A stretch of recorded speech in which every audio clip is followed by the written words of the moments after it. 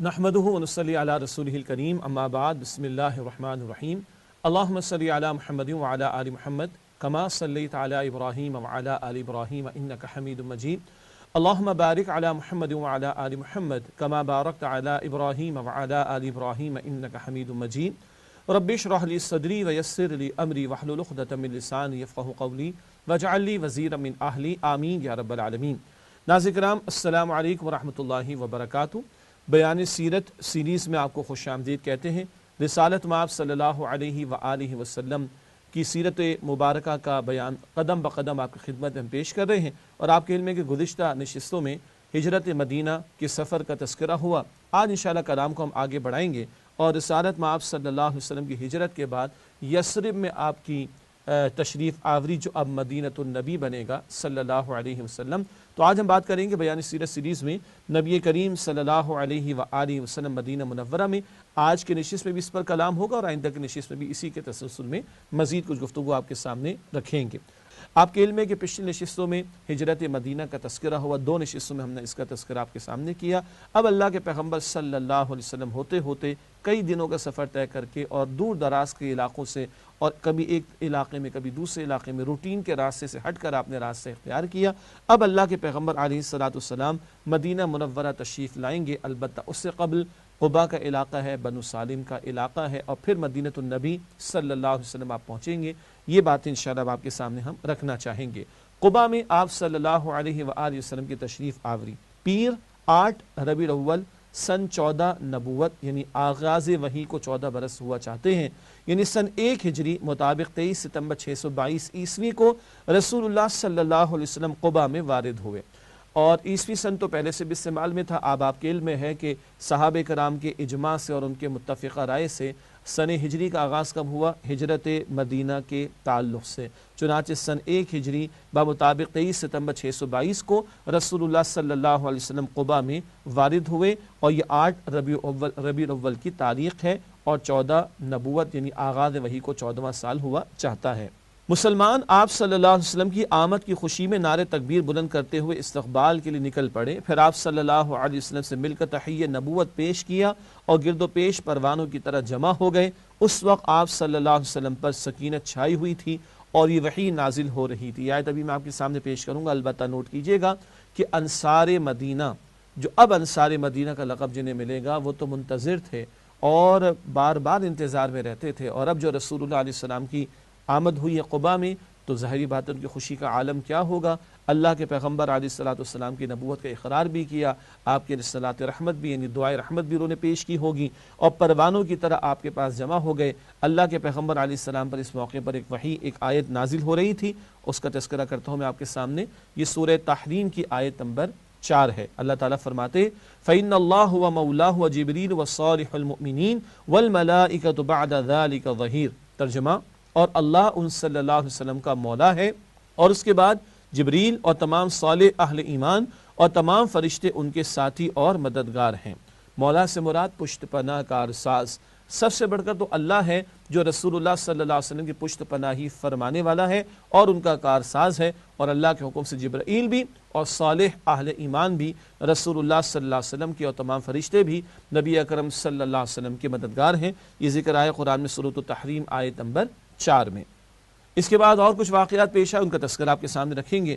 حضرت عروہ بن زبیر رضی اللہ تعالیٰ عنہ کا بیان ہے کہ لوگوں سے ملنے کے بعد آپ صلی اللہ علیہ وسلم ان کے ساتھ داہنی جانب مڑے اور بنی عامر بن عوف میں تشریف لائے، ایک علاقے میں۔ یہ پیر کا دن اور ربیع الاول کا مہینہ تھا۔ ابو بکر رضی اللہ تعالیٰ عنہ آنے والوں کے استقبال کے لیے کھڑے تھے، اور رسول اللہ صلی اللہ علیہ وسلم چپ چاپ بیٹھے تھے۔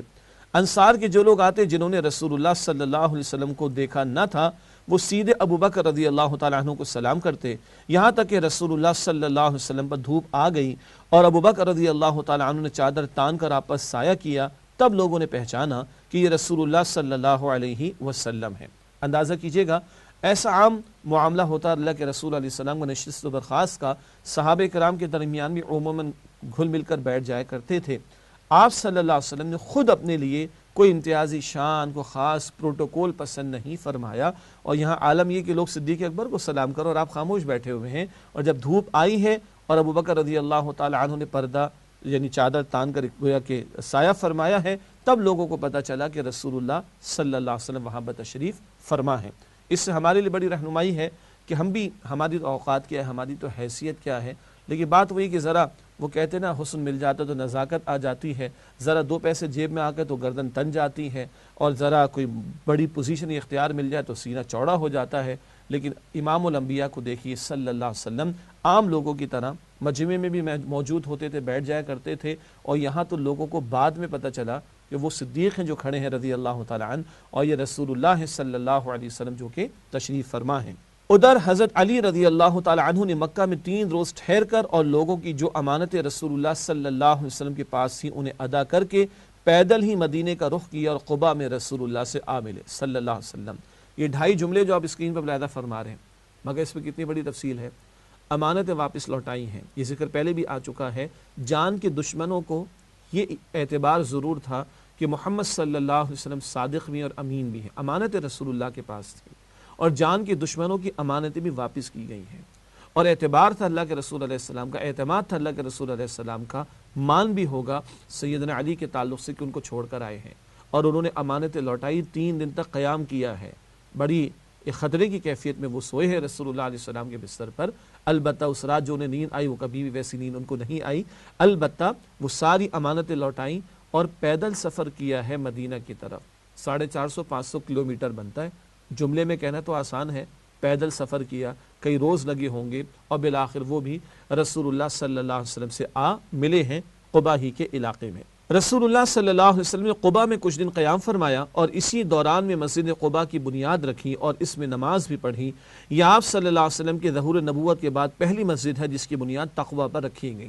ظہور نبوت کے بعد یقیناً 13 برس اللہ کے رسول علیہ السلام نے مکہ مکرمہ میں گزارے، بیت اللہ تو پہلے سے موجود ہے اور چلا آ رہا ہے سیدنا آدم علیہ السلام کے دور سے، اس سے یہاں یہ کہا جا رہا ہے کہ ظہور نبوت کے بعد یہ پہلی مسجد ہے جس کی بنیاد تقوی پر رکھی گئی، جس کے لیے شروع میں آج آپ کے سامنے آج کی نشست میں سورہ توبہ کی آیت نمبر 108 کا حوالہ بھی پیش کیا گیا۔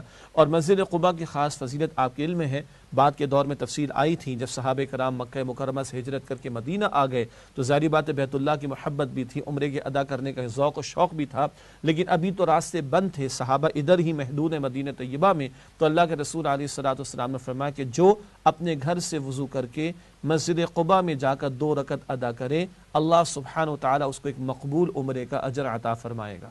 سبحان اللہ، اللہ تعالی ہمیں ویسی بھی حج عمرے کی توفیق عطا فرما، جب مدینہ شریف جانا ہو تو مسجد قباء میں روزانہ جا کر 2 رکعت ادا کرنا ایک عمرے کا اجر عطا ہوتا ہے۔ شرط یہ کہ بندہ اپنے گھر سے وضو کر کے جائے، ہوٹل میں ہے وہاں سے وضو کر کے جائے اور مسجد قباء میں 2 رکعت ادا کرے، اللہ تعالیٰ یہ سعادت مجھے آپ کو ہم سب کو عطا فرمائے۔ تو یہ اس مسجد کی فضیلت بھی ہے، اور اس کو تقوی کی بنیاد پر تعمیر کیا گیا، یہ بھی اس کا خاص معاملہ، اور یہاں کے رہنے والوں میں وہ پاکیزگی اور خوب پاکیزگی اختیار کرنے کا وصف، اس کا تذکرہ بھی سورہ توبہ کی آیت نمبر 108 کے ذیل میں آپ کے سامنے بیان کیا گیا۔ پھر جمعہ کے دن آپ صلی اللہ علیہ وسلم حکم الہی کے مطابق سوار ہوئے۔ ابو بکر رضی اللہ تعالیٰ عنہ آپ صلی اللہ علیہ وسلم کے ردیف تھے، آپ نے بنو نجار کو جو آپ صلی اللہ علیہ وسلم کے ماموں کا قبیلہ تھا اطلاع بھیج دی تھی، چنانچہ وہ تلوار حمائل کیے حاضر ہوئے، حمائل کیے مراد لٹکائے ہوئے۔ آپ صلی اللہ علیہ وسلم نے ان کی معیت میں مدینہ کا رخ کیا، بنو سالم بن عوف کی آبادی میں پہنچے تو جمعے کا وقت آ گیا۔ آپ نے بطن وادی میں اس مقام پر جمعہ پڑھایا جہاں اب مسجد ہے، کل 100 آدمی تھے۔ نوٹ کیجئے گا، قباء میں ہے مسجد کی تعمیر ہوئی ہے، اور اب بنو سالم بن عوف کی آبادی میں پہنچے ہیں تو جمعہ بھی پڑھایا، اور ساتھ ہی وہاں آئندہ ایسا اہتمام ہو گیا کہ ایک مسجد کی تعمیر بھی ہو گئی۔ اس سے پتہ چلتا ہے کہ مسلمان معاشرے میں جو بھی اجتماعی ہماری حاجات اور معاملات ہیں، مسائل ہیں یا امور ہیں جن پر توجہ ہونی چاہیے، اہم ترین توجہ ہونی چاہیے مسجد کی تعمیر پر۔ کیوں؟ وہ اللہ کا گھر بھی ہے اور مسلمانوں کی مرکزیت کی علامت بھی ہے، اور صرف نماز کو ادا کرنے کا ہی مقام نہیں بلکہ مسلمانوں کا ایک سوشل پلیس بھی ہے جہاں وہ 5 وقت ملتے بھی ہیں، اللہ کا ذکر بھی کرتے ہیں، اللہ کے سامنے جھکتے بھی ہیں، اور اپنے اور دیگر معاملات زندگی کو بھی وہاں بیٹھ کر وہ طے کرتے ہیں یا کر سکتے ہیں۔ نوٹ کیجئے، دوبارہ عرض کروں، مسجد قباء بھی تعمیر ہو رہی ہے، اور بنو سالم بن عوف کے علاقے میں جب جمعے کا وقت ہوا تو جمعہ پڑھایا۔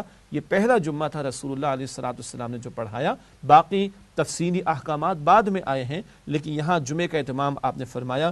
100 کے قریب لوگ تھے جو یہاں پر اس وقت موجود تھے جب رسول اللہ صلی اللہ علیہ وسلم جمعہ پڑھا، اور اب اس مقام پر مسجد بھی موجود ہے۔ جمعے کے بعد نبی صلی اللہ علیہ وسلم مدینہ تشریف لے گئے، اور اسی دن سے اس شہر کا نام یثرب کے بجائے مدینۃ الرسول ہوا، یعنی شہر رسول۔ مدینہ شہر کو کہتے ہیں اور مدینۃ الرسول رسول کا شہر۔ اسی دن سے اس شہر کا نام یثرب کے بجائے مدینۃ الرسول شہر رسول صلی اللہ علیہ وسلم پڑ گیا، جسے مختصراً مدینہ کہا جاتا ہے۔ یہ نہایت تابناک تاریخی دن تھا، گلی کوچے تقدیس و تحمید کے کلمات سے گونج رہے تھے، اور یہ وہ لوگ ہیں جو برسوں سے منتظر تھے کہ ان کے لیے بھی کوئی ہدایت کا سامان ہو، اور کافی عرصے سے یہ منتظر تھے کہ آخر رسول علیہ السلام کا ظہور ہو چکا ہے، البتہ وہ مکہ مکرمہ میں ہیں، اور اب یہ منتظر تھے کہ کب اللہ کے رسول مکرم علیہ السلام تشریف لاتے ہیں۔ کیوں؟ بعض صحابہ کرام پہلے ہجرت کر کے پہنچ چکے ہیں، تو اب انصار مدینہ بھی اور دیگر مسلمان سب کے سب جو ہے وہ منتظر ہیں، اور آج وہ تاریخی دن ہے کہ جب اللہ کے پیغمبر علیہ السلام تشریف لا رہے ہیں اور گلی کوچے تقدیس و تحمید کے کلمات سے گونج رہے تھے۔ ساتھ انصار کی بچیاں خوشی اور مسرت سے ان اشعار کے نغمے بکھیر رہی تھیں۔ مشہور الفاظ ہیں اور مختلف الفاظ سے یہ منقول ہوئے ہیں، میں آپ کے سامنے رکھتا ہوں۔ اشرق البدر علینا من ثنیات الوداع، ان پہاڑوں سے جو ہیں سوئے جنوب، چودھویں کا چاند ہے ہم پر چڑھا۔ وجب الشکر علینا ما دعا للہ داع، کیسا عمدہ دین اور تعلیم ہے، شکر واجب ہے ہمیں اللہ کا۔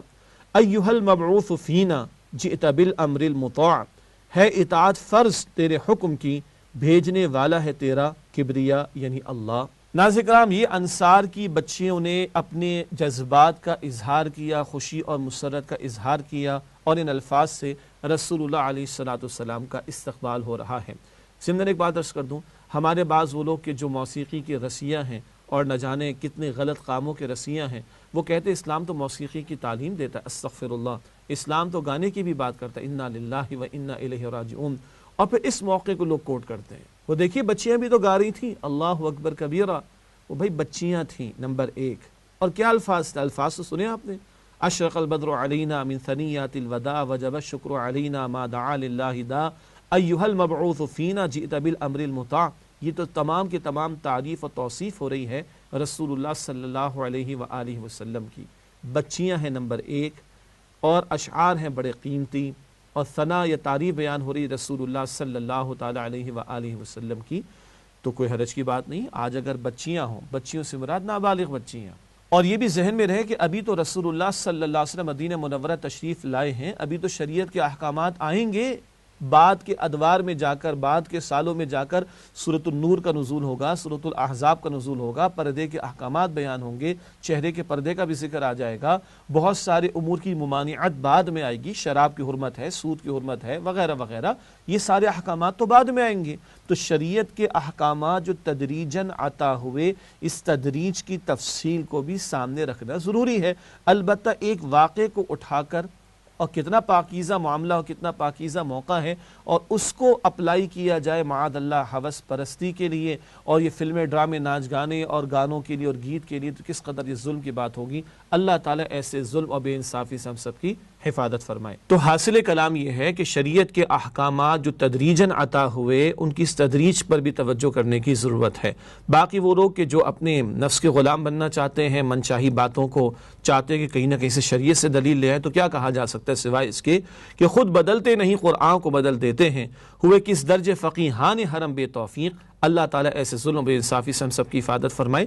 البتہ یہاں انصار کی بچیاں ہیں، خوشی اور مسرت سے انہوں نے ان اشعار کا اظہار کیا، اور اپنی خوشی مسرت کے لیے انہوں نے یہ اشعار پیش کیے ہیں۔ تو اس سے یہ بھی پتہ چلتا ہے کہ خوشی کا موقع ہو، مسرت کا موقع ہو، ہمارا دین فطرت ہے، اس کا اظہار ہونا چاہیے، اور اس میں کوئی حرج کی بات بھی نہیں ہے۔ البتہ خوشی کے اظہار، مسرت کے اظہار کے لیے شریعت کی حدود اور قیود کا لحاظ رکھا جائے گا، کوئی پابندی اگر ہے تو ان کا خیال رکھا جائے گا، باقی خوشی منا لینا، خوشی کا اظہار کرنا، اس میں کوئی حرج کی بات نہیں ہے۔ ہمارا دین فطرت ہے، اور انسانی جذبات کا اس نے بالکل لحاظ رکھا ہے۔ اس کے بعد چلتے ہیں مزید اگلی بات کی طرف، اور وہ ہے میزبان رسول کون ہے صلی اللہ علیہ وآلہ وسلم، اور وہ ہیں حضرت ابو ایوب انصاری رضی اللہ تعالی عنہ۔ آئیے اس تعلق سے کچھ بیان آپ کے سامنے رکھتے ہیں۔ آپ صلی اللہ علیہ وسلم انصار کے جس مکان محلے سے گزرتے وہاں کے لوگ ان کی اونٹنی کی نکیل پکڑ لیتے اور عرض کرتے کہ تعداد و سامان اور ہتھیار و حفاظت فرش راہ ہیں، تشریف لائیے۔ ہر ایک کی خواہش تھی کہ اللہ کے رسول علیہ السلام ان کے ہاں قیام فرمائیں، مگر آپ صلی اللہ علیہ وسلم فرماتے کہ اونٹنی کی راہ چھوڑ دو، یہ اللہ سبحانہ و تعالیٰ کی طرف سے مأمور ہے۔ چنانچہ اونٹنی مسلسل چلتی رہی اور اس مقام پر پہنچ کر بیٹھی جہاں آج مسجد نبوی ہے، لیکن آپ صلی اللہ علیہ وسلم نہیں اترے یہاں تک کہ وہ اٹھ کر تھوڑی دور گئی، پھر مڑ کر دیکھنے کے بعد پلٹ آئی اور اپنی پہلی جگہ پر بیٹھ گئی۔ یہ وہ مقام جو مسجد نبوی آج موجود ہے، یا یوں کہیے کہ اس مقام پر کہ جہاں مسجد نبوی اولاً موجود تھی، اس مقام پر بیٹھی ہے یہ اونٹنی، اور اللہ کے رسول علیہ السلام فرما رہے ہیں کہ اللہ کی طرف سے مأمور ہے۔ اس کے بعد آپ صلی اللہ علیہ وسلم نیچے تشریف لائے۔ یہ آپ کے ننیال والوں یعنی بنو نجار کا محلہ تھا، اور یہ اونٹنی کے لیے محض توفیق الہی تھی، کیونکہ آپ صلی اللہ علیہ وسلم ننیال میں قیام فرما کر ان کی عزت افزائی کرنا چاہتے تھے۔ اب بنو نجار کے لوگوں نے اپنے اپنے گھر لے جانے کے لیے رسول اللہ صلی اللہ علیہ وسلم سے عرض معروض شروع کی، لیکن ابو ایوب انصاری رضی اللہ تعالی عنہ لپک کر کجاوا اٹھا لیا اور اپنے گھر لے کر چلے گئے۔ اس پر رسول اللہ صلی اللہ علیہ وسلم فرمانے لگے، آدمی اپنے کجاوے کے ساتھ ہے۔ ادھر سعد بن زرارہ رضی اللہ تعالی عنہ نے آ کر اونٹنی کی نکیل پکڑ لی، چنانچہ یہ اونٹنی انہی کے پاس رہی۔ چنانچہ آپ صلی اللہ علیہ وسلم چاہتے تھے کہ اپنے ننیال کے لوگوں میں قیام فرما کر ان کو عزت افزائی دیں، اور پھر معاملہ سیدنا ابو ایوب انصاری رضی اللہ تعالیٰ عنہ تک پہنچا کہ انہوں نے کجاوا اٹھا لیا، اللہ کے رسول علیہ السلام کو بڑی محبت سے اٹھایا، اور اللہ کے رسول نے فرمایا کہ آدمی اپنے کجاوے کے ساتھ ہوتے، گویا میزبانی کا شرف ابو ایوب انصاری رضی اللہ تعالیٰ عنہ کو میسر آیا، جبکہ آپ کی اونٹنی سعد بن زرارہ رضی اللہ تعالیٰ عنہ کے پاس رہی۔ ناظرین کرام، یہ تو اللہ کے پیغمبر علیہ السلام کی تشریف آوری کا بیان مکمل ہوا کسی درجے میں مدینۃ النبی میں۔ اب یہاں سے مدنی زندگی کا گویا کہ آغاز ہوتا ہے۔ آپ جانتے ہیں کہ رسالت میں آپ صلی اللہ علیہ وسلم کی سیرت مطہرہ کے بیان کے حوالے سے دو بڑے بڑے گوشے، ایک مکی زندگی ہے اور ایک مدنی زندگی، درمیان میں سفر ہجرت بھی ہے جس کا بیان مکمل ہو چکا کسی درجے میں۔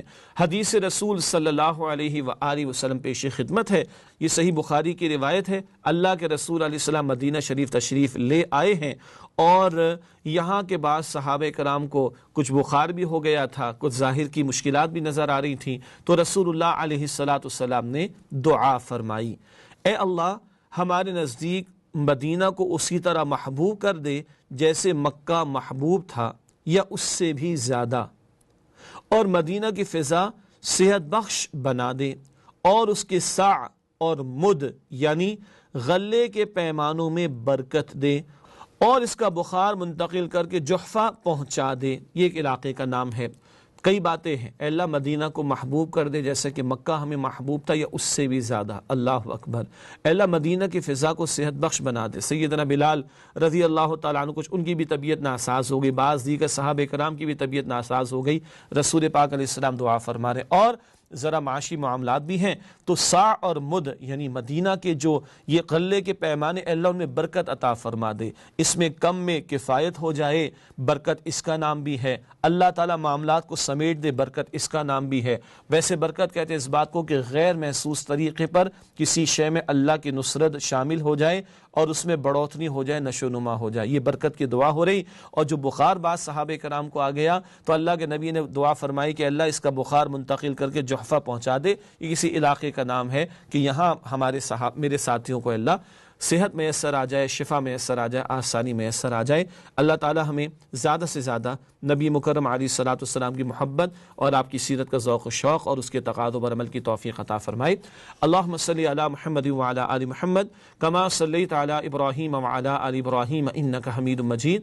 اللہم بارک علی محمد وعلی آل محمد کما بارکت علی ابراہیم وعلی آل ابراہیم انک حمید مجید، آمین یا رب العالمین۔ وآخر دعوانا ان الحمد للہ رب العالمین، والسلام علیکم ورحمۃ اللہ وبرکاتہ۔